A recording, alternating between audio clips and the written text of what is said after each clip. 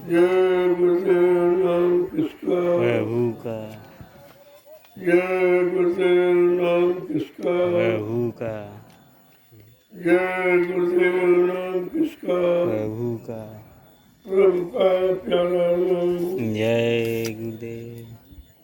सभी रात्रि परमार्थी संधान सेवा कर रहे सभी प्रेमीजनों, ये तुम्हारा सबका बड़ा ही सौभाग्य है। ये सेवा तो किसी किसी को नसीब होती है।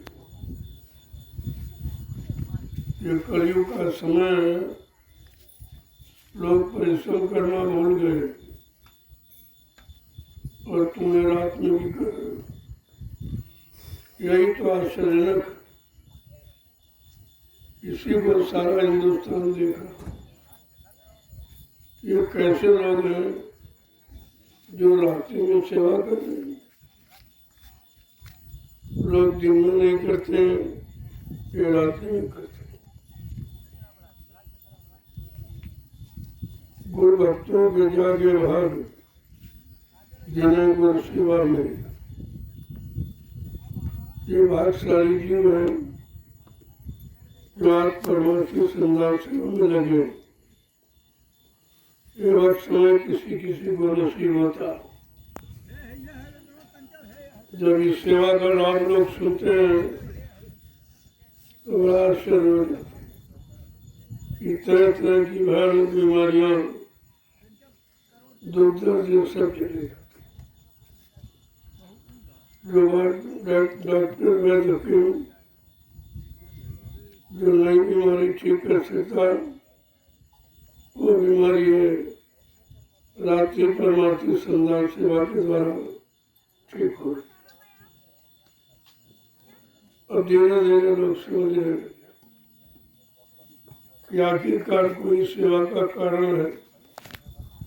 लोग जो है दिन में नहीं करते, ये रात में क्यों करें? और इनका कोई सेवा से लालच नहीं, इसी तरह कोई इच्छा नहीं, कोई मजदूरी पाने की, कोई सामान लेने की कोई इच्छा नहीं। निस्वार्थ सेवा, इसी को परमार्थी सेवा कहते हैं। और इतनी बड़ी सेवा है, इससे जो प्लेटफॉर्म तैयार हो रहा, इतने लाख लोग आकर इस पर बैठकर अपनी जीवात्मा को कल्याण करेंगे, अपने द्वारा किए गए पापों का उद्धार करेंगे। ये लाभ है इसका। प्रेमियों को इस पर विचार करना चाहिए और सबको इस सेवा में भाग लेना चाहिए। अब तो सारे हिंदुस्तान में खबर फैल गई कि साधना शिविर जय गुरुदेव आध्यात्मिक ज्ञानाश्रम रामशाला मिश्रित सीताराम ने जंगल में लगाया हुआ, जहाँ लोग शांति के साथ सुमरन ध्यान भजन कर सके। ये पहले से तपोभूमि है और एक तपोभूमि पर तुमको एक अवसर मिलेगा अपने जीवात्मा के कल्याण का। तुमको ये सेवा मिल गई अपने अनंत जन्मों के पाप के बोझों को उतारने के लिए। यह आपका दोनों काम हो, भौतिक और आध्यात्मिक, और दोनों लाभ मिल रहे। लेकिन इसको लोग देख के समझ नहीं रहे, देख के समझ नहीं पा रहे। लेकिन ये जरूर समझते हैं कि कोई न कोई कारण है। आखिरकार रात्रि में लोग क्यों करते हैं? बिना मजदूरी बगैर लालच के तो बात तो कोई जरूर है। बस इतना ही सोच सकते, आगे नहीं। आगे की सोच इनके पास नहीं है कि सेवा करने से लाभ क्यों मिलता। ये तो धीरे धीरे जो करेगा सो तो एहसास करेगा, उसी को मालूम होगा कितनी शांति मिलती है, मन कितना एकाग्र होता है। जो किसी भी पूजा पाठ से एकाग्र नहीं हुआ, कोई तपस्या त्याग करने से एकाग्र नहीं हुआ, आज वो परमार्थी सेवा से एकाग्र हो रहा, क्योंकि एकाग्र करने का आधार बना दिया। गिनती एक सामने आग पे रख दी गई, ईश्वर ने लिया आपको डाली, और वही सोचता हमारी सबका पूरी होगी, सबका पूरी होगी, बस एक ही निशाना, एक भरोसा, एक बल, एक आत्मविश्वास। तो उसी के लक्ष्य की पूर्ति के लिए उसका मन इधर उधर नहीं बढ़ता, केवल गिनती में लगा। देखो मन को एकाग्र करने का कितना सरल और सस्ता तरीका, इसमें कोई आपको कुछ खर्च नहीं करना। यही तो युक्ति है, और युक्ति मुक्ति का कारण बना देती है। युक्ति मिलनी चाहिए, युक्ति मिल जाएगी यानी रास्ता मिल जाएगा आपको, रास्ता मिल जाएगा। जब विश्वास के साथ चलने लगोगे तो एक न एक दिन अपनी मंजिल पर पहुंचो, इसमें कोई शंका नहीं है। चलने वाला ही मंजिल पर पहुंचता, जो सोचता रहता चलूंगा चलूंगा चलूंगा चलूंगा, वो कभी नहीं पहुंचता, क्योंकि वो टालमटोल का वक्त नहीं है, ये अपनी कर्मी सुधारने का वक्त है। और जब सुधार दिया तो आपका जीवन सार्थक हो जाए, और नहीं माने, नहीं सुधारा तो 4,84,00,000 निर्भोगियों में चले जाओगे, फिर कभी आपको ऐसा मौका नहीं मिलेगा। अपने जीवात्मा के कल्याण का, आत्मा के बोझों को उतारने का जैसा शुभ समय आपको नहीं मिलेगा। इसलिए हम सबको चाहिए कि लगन और विश्वास के साथ अपना ये काम बना लें, जो कितने युगों का छूटा पड़ा है। तो कभी आपने परमार्थी सेवा की थी, और न कोई पाप कर्म कर्जों को उतार पाए थे, न जीवात्मा जगाने का कोई रास्ता मिला था, न ऐसे समृद्ध सदगुरु मिले जो आपको ये रास्ता शहर में दे रहे थे। लेकिन आज कलयुग में सुना, बिना बुलाए आए, बिना यानी कुछ के आपको मिल गए, और आपसे पूछा भी नहीं कितने गंदे पाप कर्म करके आए हो, कुछ नहीं पूछा, आपको शरण में ले लिया, गोद में बैठा के नामदान दे दिया। ये है गुरु की दया, इसको दया कहते।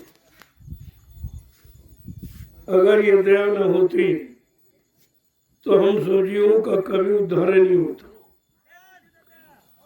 क्योंकि इतना किए बैठे और अब भी कर रहे हैं, अभी कोई बंद थोड़ी है।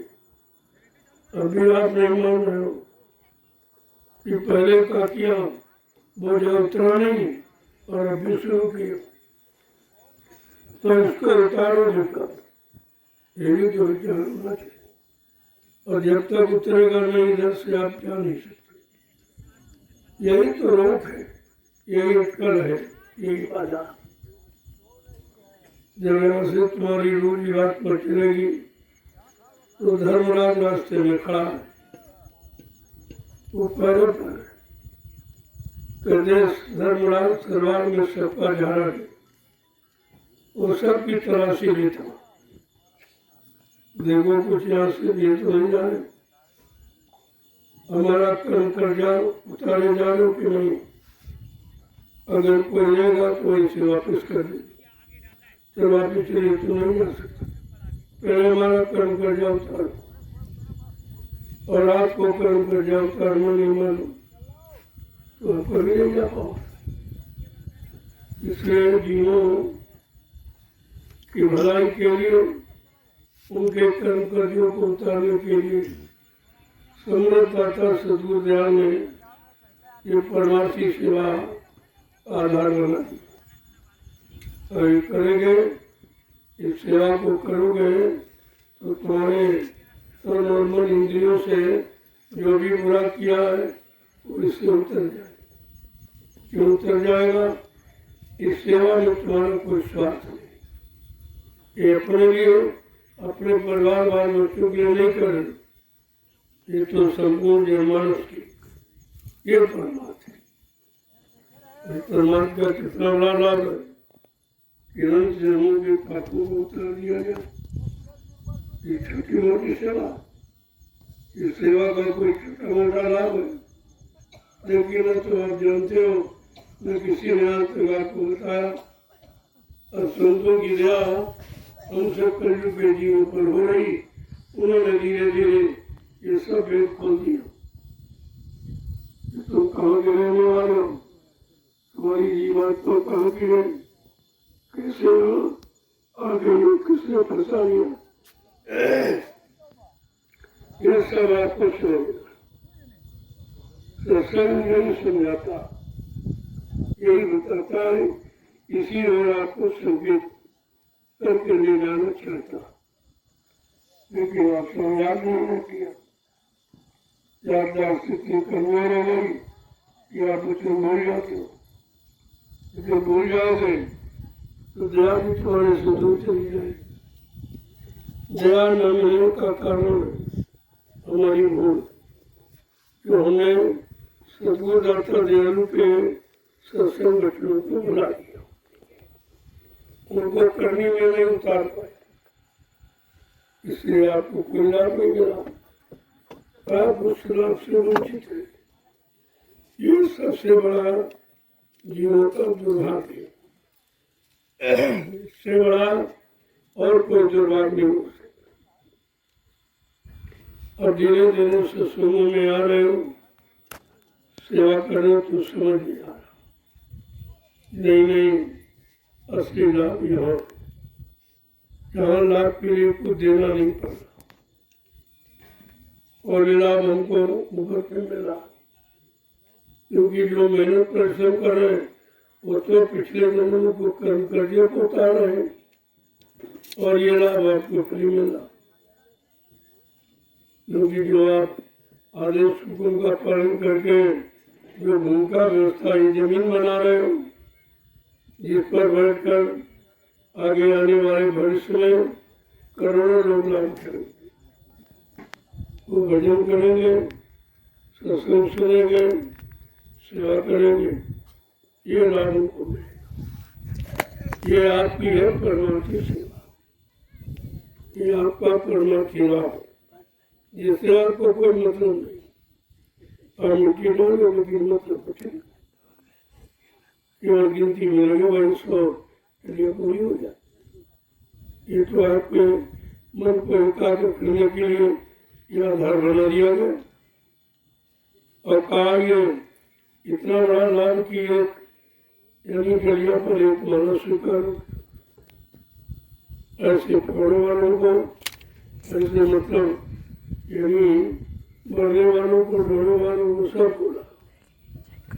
एक दरिया में कितने लोगों की सेवा जुड़ी, खुदने वाले की, भरने वाले की, उठवाने वाले की, लाने वाले की और डालने वाले, इतने लोगों की सेवा एक दरिए से जुड़ी हुई।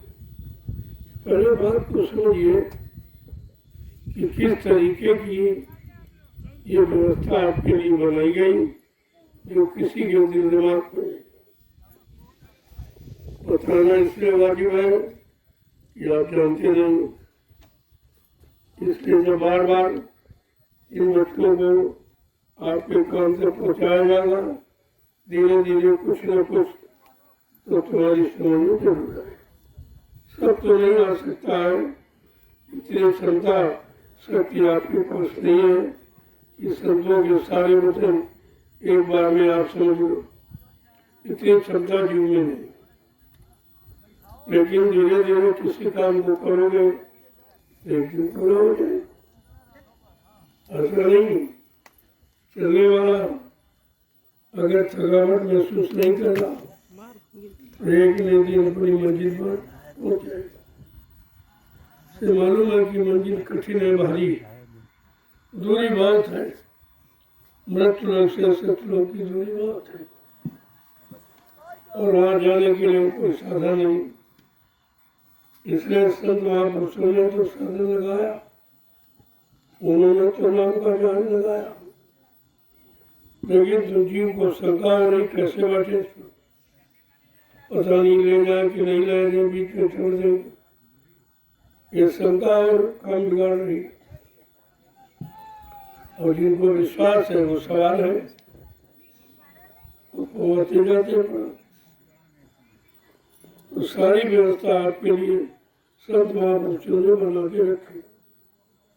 ये कहा था जिस दिन तुम्हें पूर्ण विश्वास हो जाएगा कि व्यवस्था हमारे लिए है, हमारी जीवात्मा के कल्याण के लिए, हमारी जीवात्मा को अपने घर पहुंचाने के लिए, उसी दिन आप स्वीकार कर लो, तभी आपको विश्वास है।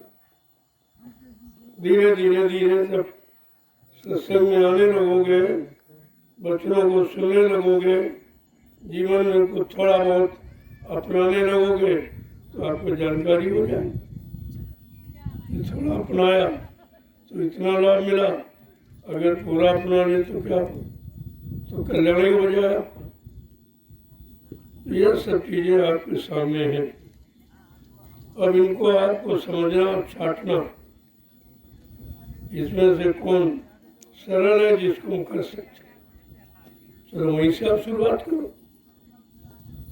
रास्ता तो कठिन है, बड़ा बिहर जंगल है ये, काल माया ने जो मिलकर बनाया, और ऐसा जाल किसी वैलियों के पास है जो कर्मों की अदायगी का जाल है, और बना के संतों ने तैयार किया। अगर जीवात्मा मान गई और समझ गई और शरण में आ गई तो काम जल्दी हो जाए, नहीं तो पछताना पड़ेगा और जीवन आप पैसे निकल जाए हो सकते आ गया। इसीलिए प्रचार किया जाता, सबके समय से सबके कान तक आवाज पहुंचा दिया।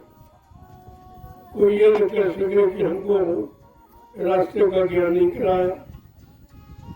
तो संत महापुरुष बड़े दयालु होते और सब पर दया देते, उन्होंने सबके लिए ये रास्ता बना दिया।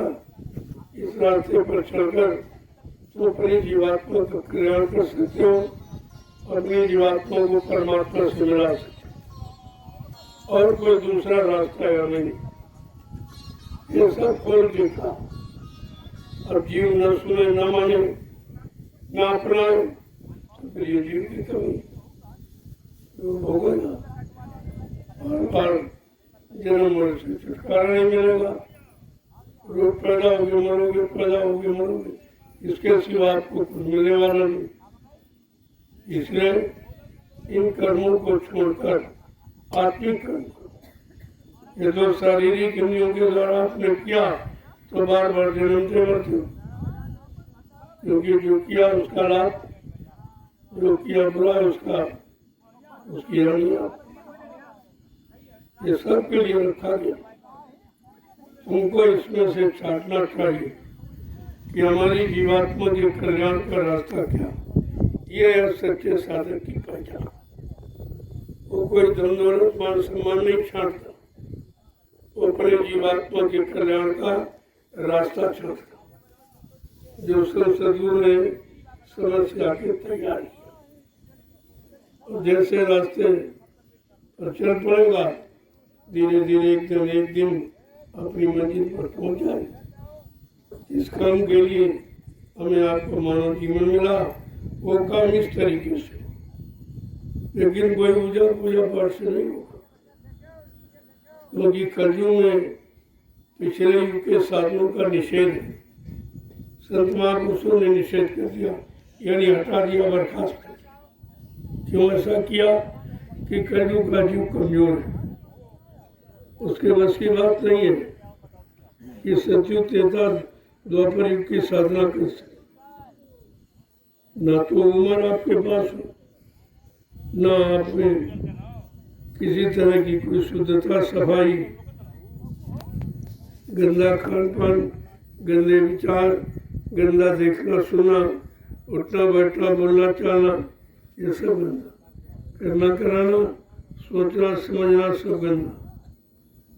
तो इसीलिए गंदगी में बंदगी भी नहीं होती और कोई गंदगी में मिलता भी नहीं,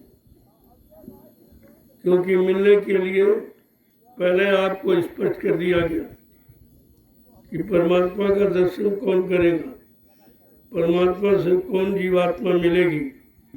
निर्मल मन जन सो मोहि पामे और मोह छल छिद्र कपट नहीं माने।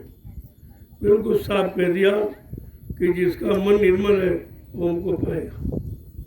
न धन वाला, न बल वाला, न बुद्धि वाला, न रूप वाला, न जाति वाला, ये कोई नहीं पाएगा। जिसका मन निर्मल पाक साफ पवित्र वो हमें पाएगा। तो आपको पता चल गया कि मन को निर्मल करना, मन को धोना, शरीर को नहीं। कपड़े में शरीर में धोने में समय गंवाने वाला, लेकिन जिसे धोना चाहिए उसके बारे में आपको जानकारी नहीं। और संत महापुरुष जानकारी दे रहे हैं कि सत्संग जल जो कोई पावे मैला ही सब कट कर जा।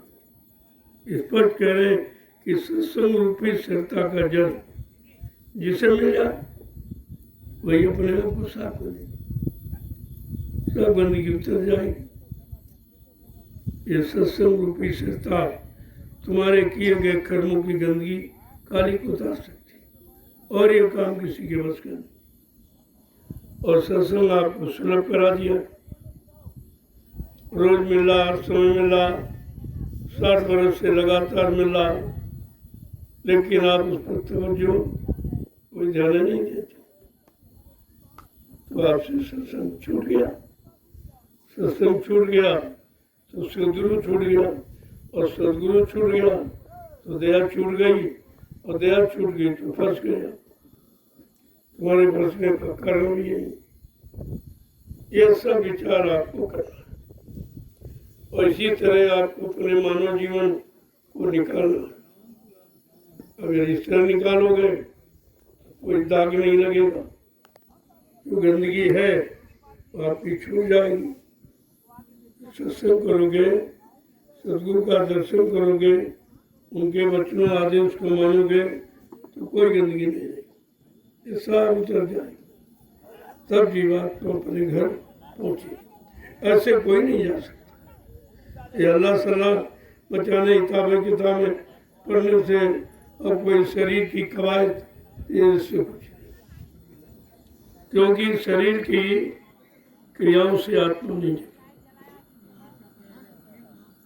वो आत्मा जगाने क्रिया अलग है, वह है सब सदगुरु के पास। जो समय का सदगुरु आया उसके पास जब उनकी शरण में जाओगे, उनके चरणों में बैठकर उनकी खिदमत सेवा करोगे, अपने आप को आत्मसमर्पित करोगे, किए पाप कर्मों को तिलांजलि दे दोगे, तब ये काम आपको शुरू होगा।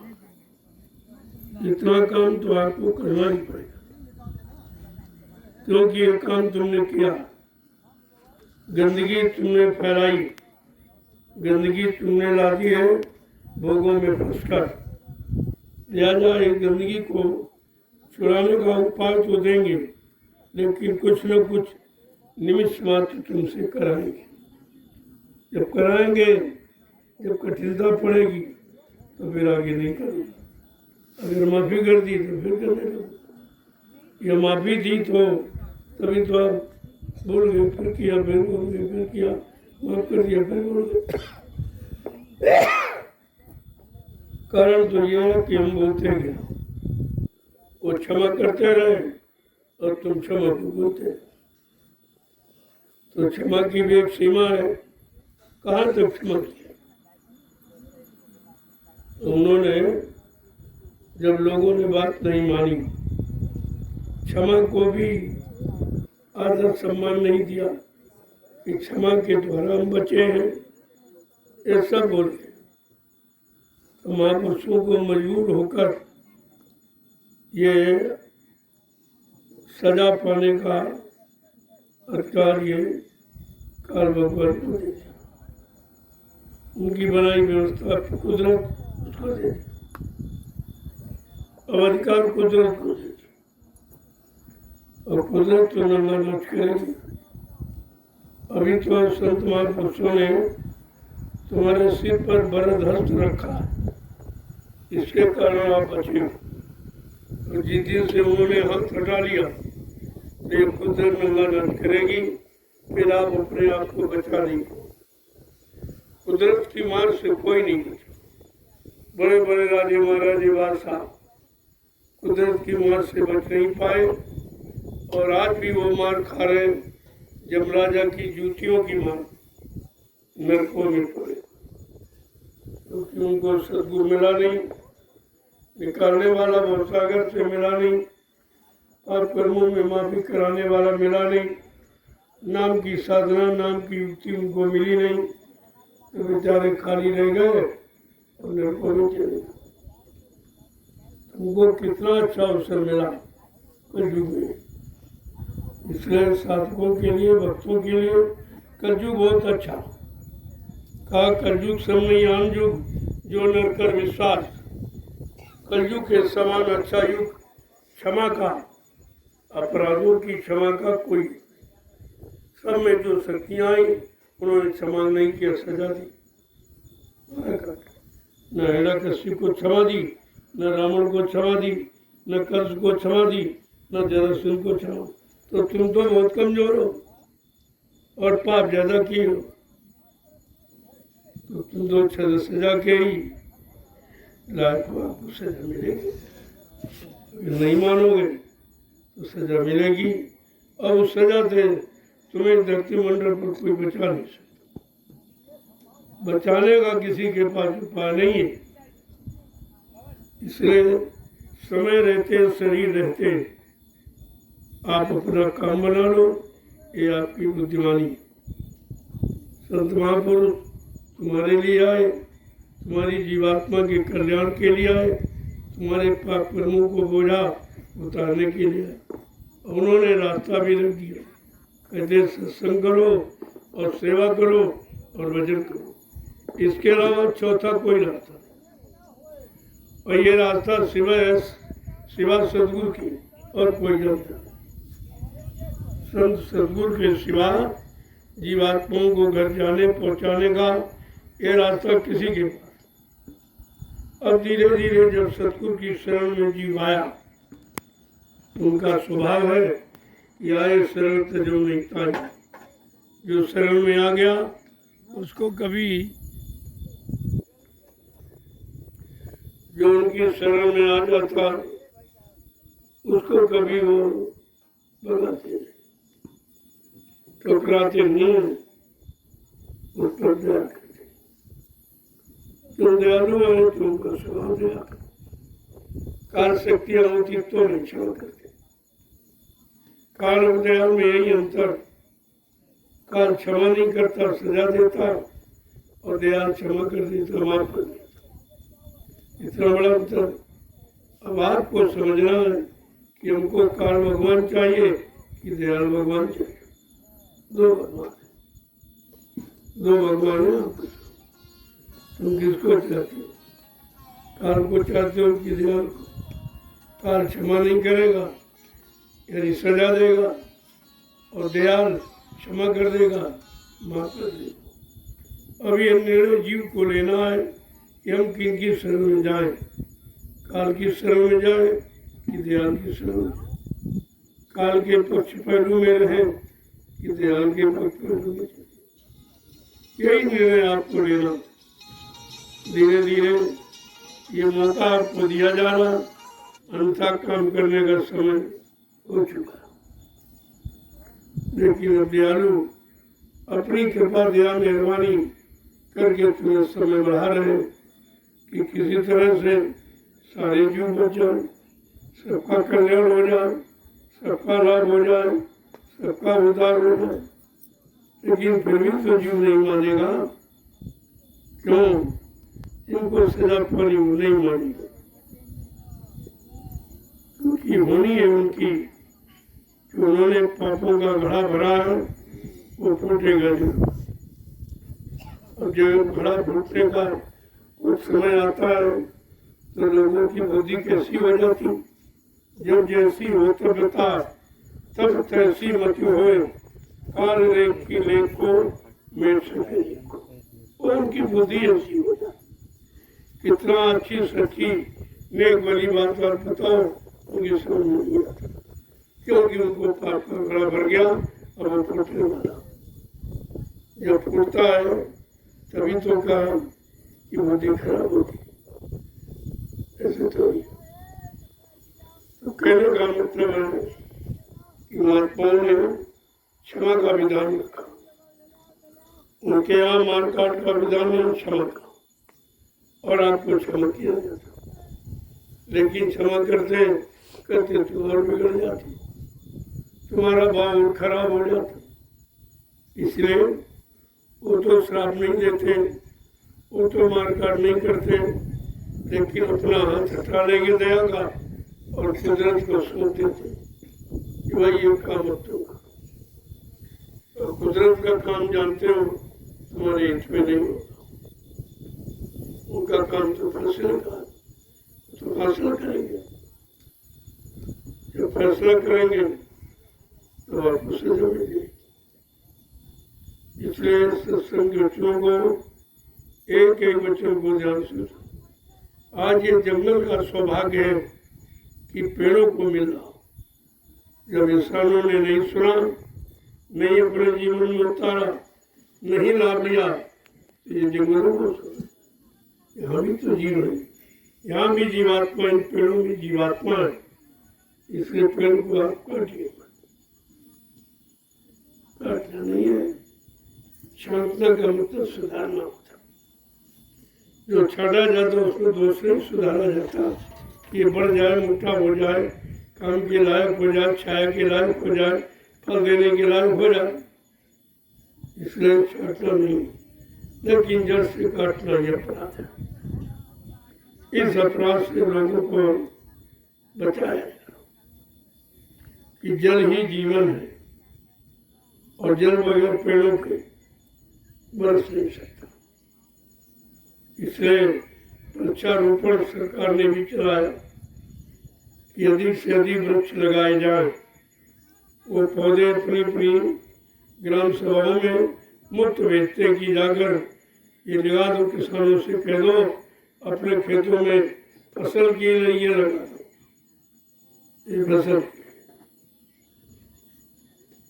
कहते कि जब पौधे लगेंगे तो वाटर लेवल बढ़ेगा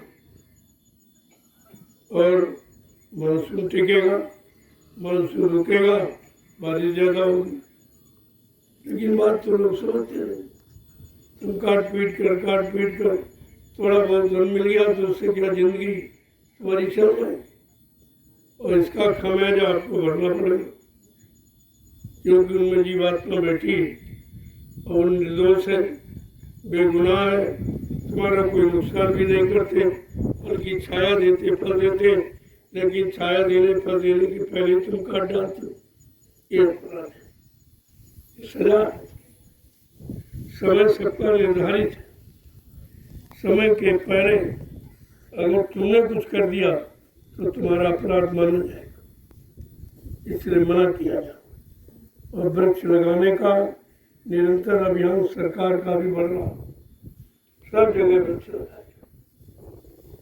कहते कि वृक्ष ही तुम्हारा सब कुछ देने वाला। जहाँ वृक्ष खूब होंगे वहाँ बारिश को, वहाँ का जल स्तर मतलब बहुत पानी की सुविधा हो जाएगी। ये सब पेड़ों पर निर्भर है। और आप पेड़ लगाना भूल गए। पहले लोग पेड़ लगाते थे, अपना बड़ा कर्तव्य समझते थे, कहते हैं सबसे बड़ा पुण्य है तो जगह जगह पेड़ लगाते और कुएं खुदवाते थे और पियाऊ बैठाते कि कोई आएगा रागी उसको पानी पिलाओ, नहीं तो बाल्टी लोटा रख देते थे। जो आता था बाल्टी से उसे पानी कुएं से खींचा और पिया चला गया। कुछ लोग आते थे बाल्टी में पानी भरा और पेड़ों पर डाल दिया कि चलो हमारा भी कुछ सहयोग हो जाए। तो इस तरह का व्यवहार लोगों में था, इस तरह की भावना थी। अब तो भावना सब समाप्त हो गई। जब भावना चली गई तो आपकी भक्ति चली गई, भक्ति चली गई सब भक्ति खत्म, कुछ नहीं बचा। अब आपको पुनः ये संदेश दिया जा रहा कि फिर से अपनी उसी मूल प्रथा में आ जाओ जो वृक्षारोपण की व्यवस्था है। ज़्यादा से ज़्यादा वृक्ष लगवाइए। मैं ज़्यादा से ज़्यादा भूमि पर वृक्ष ही लगवाऊंगा ताकि यहाँ का जल स्तर कभी नीचे नहीं जाए, पानी की कभी कमी ना हो और शुद्ध पानी प्रदूषण रहित हो। ये वृक्षों का बहुत बड़ा काम। और सबसे बड़ी बात, ये वृक्ष ऑक्सीजन आपको देते हैं जो हमारे आपको प्राण शक्ति, हम सबकी प्राण शक्ति है ऑक्सीजन, ये पेड़ देते।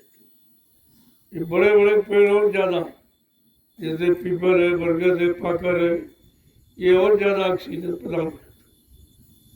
इनको लगाना अति अनिवार्य है क्योंकि ऑक्सीजन की कमी हो जाएगी तो आपके फेफड़े कमज़ोर हो जाएंगे, लिहाजा मौत जल्दी हो जाएगी। इन बातों को बराबर ध्यान में रखिए। तो ध्यान में रखोगे तो ये काम आपका सुचारू रूप से चलता है। आज जो आप ये परिश्रम कर रहे हो, ये हिंदुस्तान का विश्व में कोई नहीं करता हो।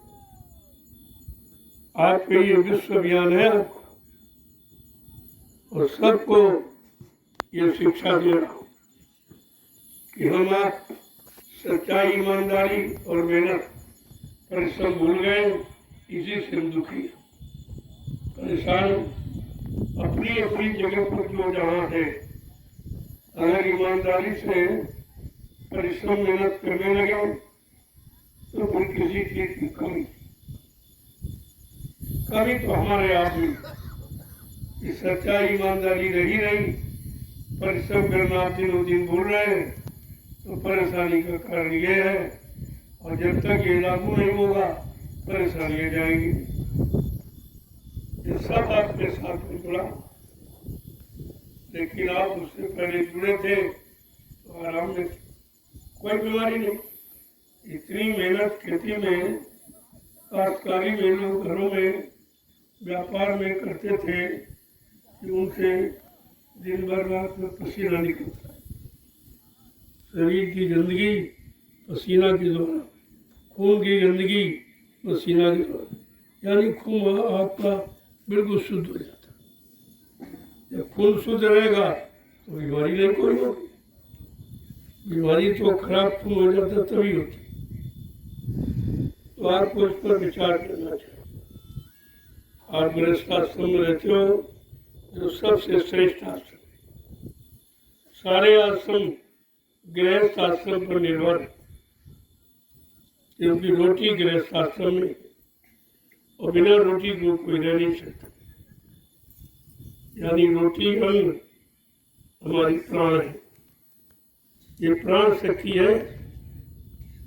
कलयुग में अन्न में प्राण है।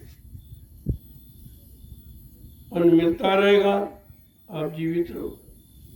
आपका ये जड़ शरीर की ऊर्जा है, ये अन्न, दालें, फल, फूले, मेवे, सब्जी, ये सब ऊर्जा है। लेकिन बगैर अन्न के ही आप खाओगे कैसे? सब्जी दाल आप कैसे प्रयोग करोगे? उसके लिए रोटी चाहिए। कहने का मतलब अन्न के बिना सब मामला सुन है। आज अन्नदाता ही परेशान है, उसकी कोई सुनवाई नहीं, उनकी कोई आंसुओं की कीमत नहीं। और कहा जाता अन्नदाता जब दाता मुसीबत आपत्ति में होगा तो दाता के पास जो भिखारी आते उनको भी कैसे मिले, उनका निर्वाह कैसे हो, इस पर किसी ने आज तक विचार ही नहीं किया। और अन्नदाता यानी काश्तकार किसान भूमि जोतक सबसे ज़्यादा परेशान, और इसकी सुनने वाला कोई नहीं। दूरदर्शी के सिवा ये संपूर्ण व्यवस्था शांतिमय सुखमय कोई बता नहीं सकता, न कोई बना सकता। ये काम दूरदर्शी का यानी संत महापुरुषों की भूमिका व्यवस्था से ये काम। इंसानों को मौका दिया गया, उन्होंने कुछ किया नहीं, उल्टा कर दिया। धर्म की जगह धर्म बढ़ा दिया, शांति की जगह शांति क्रांति भ्रांति बढ़ा दिया, दुख की जगह सुख की जगह दुख आ गया, झूठ की जगह पाप बढ़ गया, दानवता की जगह मतलब यानी मानवता की जगह दानवता बढ़ गई। ये स्वभाव का खराब हो गया। अब परिवार खराब, समाज खराब, देश दुनिया खराब। इस खराबी को कौन ठीक करेगा? समस्या तो इस बात की है, इस खराबी गंदगी को कौन दूर करेगा? बाबा जी ने पहले भी कहा, जब तक ये राजनीति लोग अपना हथियार नहीं डालेंगे और सरेंडर नहीं करेंगे कि मेरे बस का कुछ नहीं, न मैं न्याय दे सकता, न गरीबी दूर कर सकता, न महंगाई बेरोजगारी खत्म कर सकता, का ये मेरे बस का। जब ये राजनीति लोग ये कहेंगे और अपना राजनीतिक हथियार डाल देंगे, कहेंगे मेरे बस का नहीं, तब व्यवस्था संत महापुरुषों के हाथ में चली जाएगी और वो सत्युग लाके दिखाएंगे कि सारी व्यवस्था सत्य में परिवर्तित हो जाएगी, शांति में परिवर्तित, सदाचार में, सद्भक्ति में, सद्ज्ञान में परिवर्तित हो जाएगी। फिर आपको किसी तरह का कष्ट नहीं। इसलिए संत महापुरुष पहले से आगाह कर देते कि जिस व्यवस्था में आप जीवन यापन कर रहे हो, जीवन यापन उसको देखो, और हमारी व्यवस्था जो आने जा रही इसके बारे में बता रहा हूँ उसको समझो, तो आपको कुछ समझ में आ जाएगा कि भारत जैसे धार्मिक देश में कैसी व्यवस्था की आवश्यकता, कैसे लोगों की जरूरत है जो व्यवस्था को सुदृढ़ मजबूत बना सके, व्यवस्था को व्यवस्थित ढंग से रखे और लोगों को लाभ दे। ये सब समझना है। मैं तो अभी केवल इशारा मात्र कर रहा हूँ, जैसे जैसे समय आता जाएगा आपको जानकारी देता हूँ। पहले अगर बता दूँ तो आप विश्वास नहीं करते। अब आपकी समझ में आ रहा कि जो कहा गया तुम्हारे सामने आ गया। अब सब लोग कहने लगे कि बाबा जी ने जो भी कहा वो सब वही हो रहा और कुछ हो ही नहीं रहा। अरे भाई, संत कभी झूठ थोड़ी बोलते, वो तो आने वाले समय की जानकारी ही देते कि कितना खराब समय आ रहा, और तुम हंसी मजाक समझते हो कि ऐसे ही कहते। इनको क्या मालूम, तुम्हें क्या मालूम, महात्माओं की दिव्य दृष्टि खुली होती, उसी से देखकर ही तो आगाह करते हैं। अगर दिव्य दृष्टि तुम्हारी खुल जाए और तुम भी बहुत वर्तमान को अपनी जगह से बैठ कर ही देख लोगे, लेकिन दिव्य दृष्टि खुलनी चाहिए, और दिव्य दृष्टि बिना संत महापुरुषों के यहाँ कोई खोल नहीं सकता, किसी के बस की बात नहीं।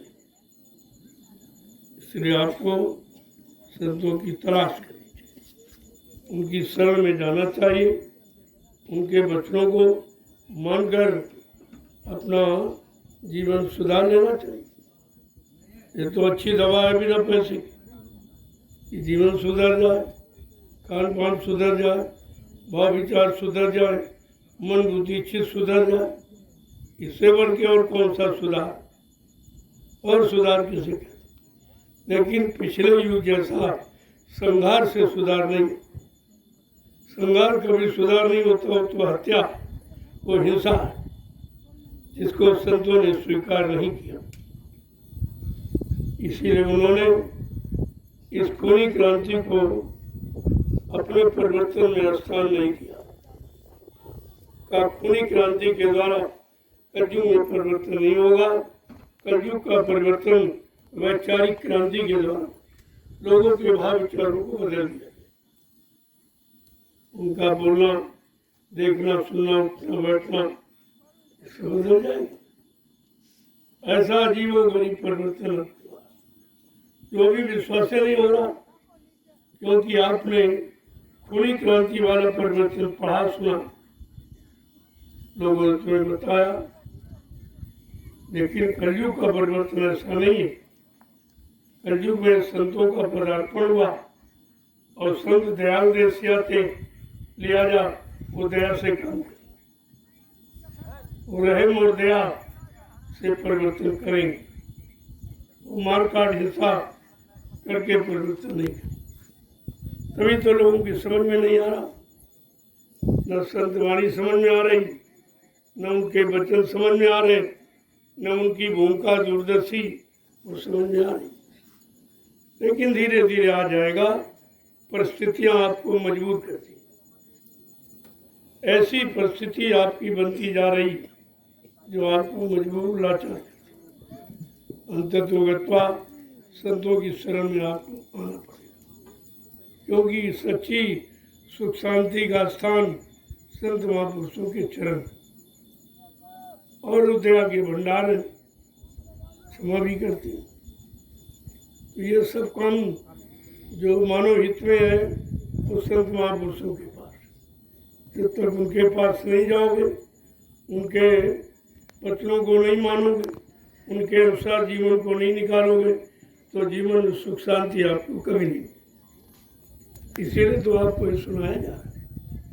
जय गुरुदेव, जय गुरुदेव, जय गुरुदेव, जय गुरुदेव, जय गुरुदेव नाम किसका, प्रभु का, जय गुरुदेव नाम किसका, प्रभु का, प्रभु का प्यारा नाम। जय गुरुदेव। दोनों वक्त आपको सबसे मिला, सुबह में मिलता और शाम को।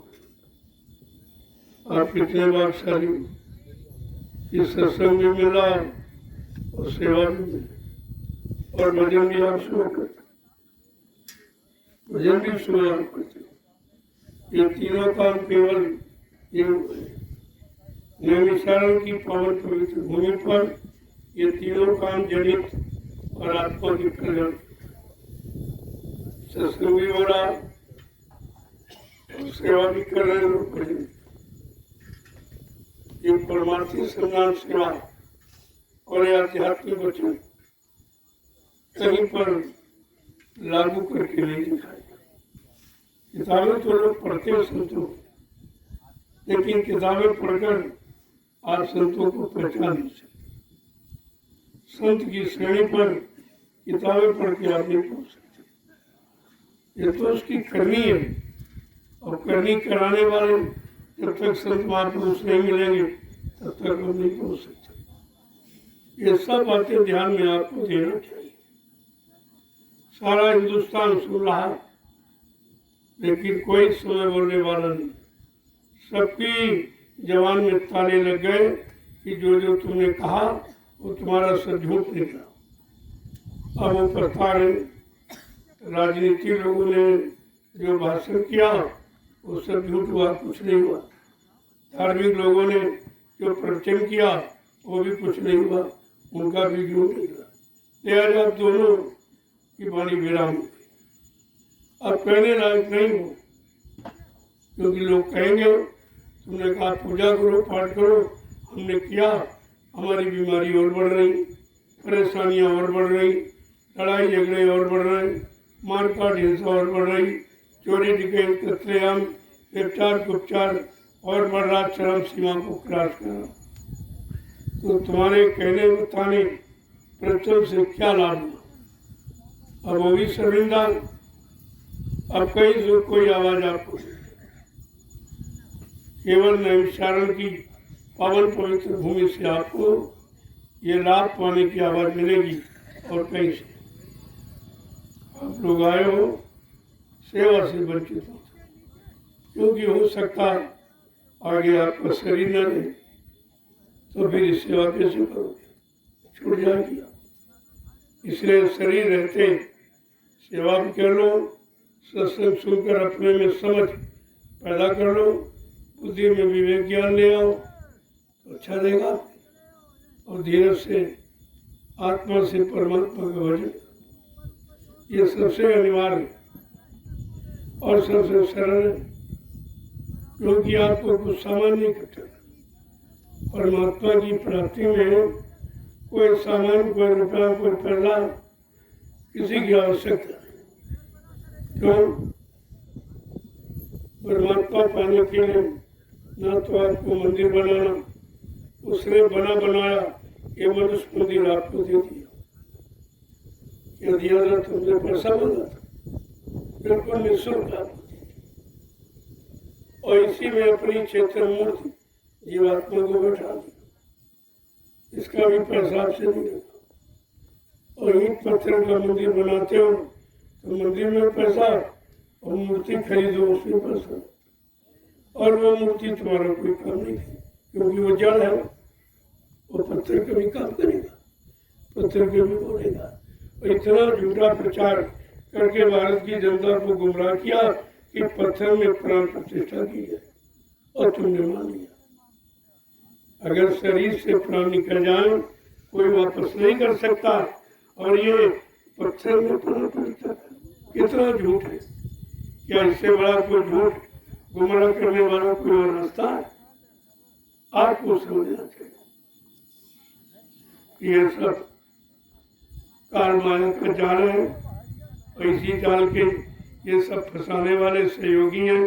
ये तुम्हारा काम नहीं करेंगे, तुमको जाल से निकलने वाला काम नहीं बताएंगे, फंसने वाला बताएंगे। इसलिए आपको बड़ा सचेत रहना। जय गुरुदेव, जय गुरुदेव, जय गुरुदेव, जय गुरुदेव, जोर से बोलो, जय गुरुदेव, सब मिल बोलो, जय गुरुदेव, बोलना होगा, जय गुरुदेव, अभी से बोलो, जय गुरुदेव, किधर से हरेंगे, जय गुरुदेव, सब कष्ट मिटेंगे, जय गुरुदेव, शांति भी देंगे, जय गुरुदेव, सबके दाता, जय गुरुदेव, सबके मालिक, जय गुरुदेव, प्रेम से बोलो, जय ये गुरुदेव, नाम नहीं इंसान का, ये नाम है प्रभु का। इन बातों को गांठ में बांधो। ये कहीं किसी के मुख से ऐसा उच्चारण नहीं सुनाई। उनके यहाँ तो कहते सीताराम की जय, राधे श्याम की, शंकर जी की जय, हनुमान जी की। अपनी जय की चिंता नहीं। जो काल नित्य पराजित कर रहा, मन भी तुम्हारा पराजित कर रहा, उसकी चिंता नहीं है कि हमारी जय विजय कैसे हो। ये सब यही मतलब यही तो जड़ता है। इसी जड़ता से निकलना आपको कोई नहीं बताएगा। केवल संत महापुरुषों के वचनों को सुनकर आप जड़ता से निकल सकते हैं, और कहीं रास्ता भी नहीं। जय गुरुदेव, जय गुरुदेव। अब आपकी रात्रि परमार्थी संधान सेवा पूरी। धीरे धीरे जो लोग थक गए हैं और बैठे हुए हैं, वो आकर अपनी सेवा का भाव पहुँचा दे। वैसे दो डलिया आपको डाली है, एक मेरी एक अपनी, और एक डालने के बाद आपस आ जाएगी। अच्छा रहेगा। कुछ विशेषता होनी चाहिए।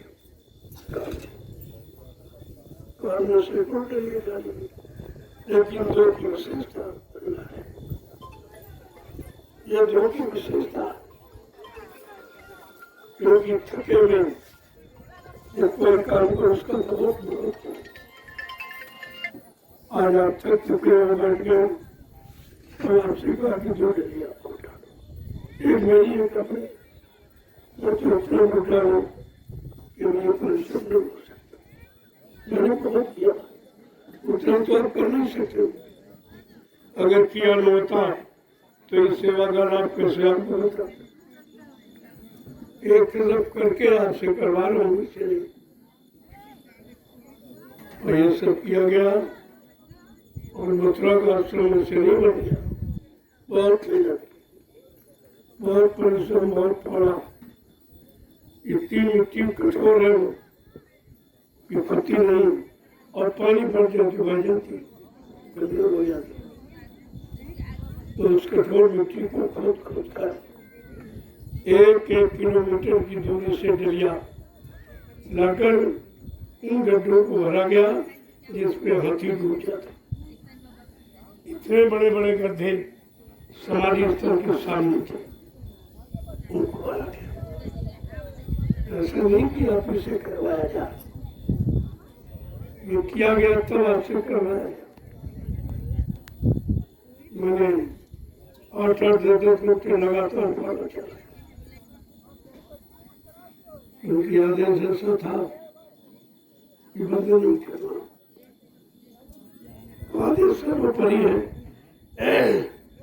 शायद हाथों में छाले पड़े कुछ भी, लेकिन आदेश आदेश है, उसका पालन किया। आदेश से अलग नहीं हुआ, क्योंकि आदेश ही गुरु भक्ति है, आदेश पालन करना ही भजन है। तो फिर उसको अगर छोड़ दिया जाएगा तो भजन छूट जाएगा। इसलिए आदेश सर्वोपरि। अब आप लोग 2 डलिया डालो, 2 डलिया डालिए आप और आ जाइए। प्रसाद ले लीजिए, क्योंकि आपको मिला नहीं 2-3 दिन से। मैं उधर आ नहीं पाया, उधर प्रसाद आई जगह और सन्नाम सेवा चल रही थी, वहाँ चला गया, वहाँ प्रेमियों को प्रसाद दिया। काबिल आ जाओ, हमने चलो इनको बाद में दे दें। दया तो आपके साथ है ही, प्रसाद कभी नहीं सकता। जय गुरुदेव, जय गुरुदेव। अब आज की रात्रि परमार्थी संदान सेवा इस विशेष आदेश 2 डलियों के डालने के बाद ये विराम ले रही है। कल समय से पहले आपको सेवा में आना है। इरादा ये रखो कि सेवा हमेशा मिलती है, ये अपने अंदर विचार रखो। सेवा से कभी हटने का प्रयास न करो, सेवा ही आपको बचाए। ये तुम्हारे बाद बचने का कोई साधन नहीं, न भजन है, न सत्संग है, न और कोई उपाय आपके पास। और यही सेवा, इससे अगर छूट गए तो फिर आपको क्या मिलेगा। जय गुरुदेव, जय गुरुदेव। जल्दी आप पूरा करो तो और आ जाओ आप धीरे धीरे। ये परमार्थी संदान सेवा का लाभ ले लो ताकि आपकी थकावट दूर हो जाए। राजू।